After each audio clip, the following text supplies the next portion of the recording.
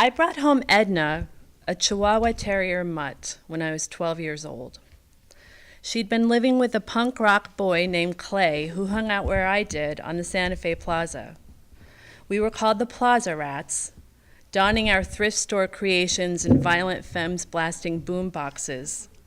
But this Edna thing was rattier than any of us put together. Clay had been stealing Mighty Dog food from the Woolworths on the corner and didn't want to get busted.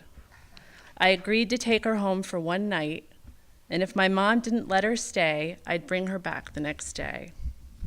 She was handed to me on an old rope used as a makeshift leash. I slowly rode my rusty brown Huffy bicycle home to Alto Street with this bat dog trotting along beside me. "Don't name her," my mother implored, knowing that to do so would be getting Edna one step into our little apartment and into our lives for good. I can't remember whether it was my brother or I, but someone came up with the idea of naming her Edna after an elderly aunt we'd never met. Aunt Edna lived in the Northeast and sent us annual birthday cards in the mail without fail. Edna had a black bandit mask and a brown and black calico coat that was wiry. She reminded me of an old man whose mustache had grown unkempt. She walked with a prance as royal as an Arabian show horse. When she got excited, her body shook in a twist that would have turned Chubby Checker green with envy.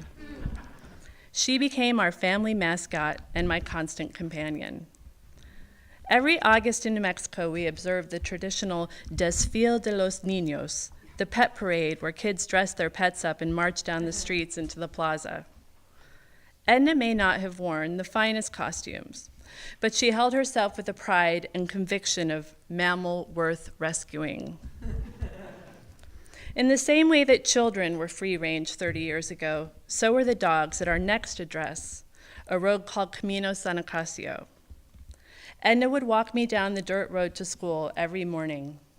Along the way, we'd pick up a few other dogs. By the time I got to the soccer field, I was surrounded by a small pack of barrio dogs, small and large. I'd pick up sticks and play fetch with Edna in the field before heading to first period when I'd shout, "Go home, Edna, go on home." Every day she'd be at our house waiting for me. A handful of years later brought yet another move, this time cross-country to Albany, New York. When we arrived from our long drive up north, Edna's belly swelled. Several months into our new frigid Northeast life, she gave birth to a litter of 4 puppies. 2 came out with her black and tan coloring, and 2 came out huge and fluffy and white, like Wally, come to think of it. Our neighbor's giant ancient white Labrador who used to lumber over to our yard like an old man making his way to the corner bar. Wally used to have his way with her, and she'd saunter in the little adobe house covered in slime. "Gross! Edna's been slimed again," we'd shriek in a half-disgusted understanding of her salacious whereabouts. Years later, my mother fell in love with an Italian film editor who became our stepfather. He lived on a lake, and Edna spent her last years in the lap of Kinderhook luxury.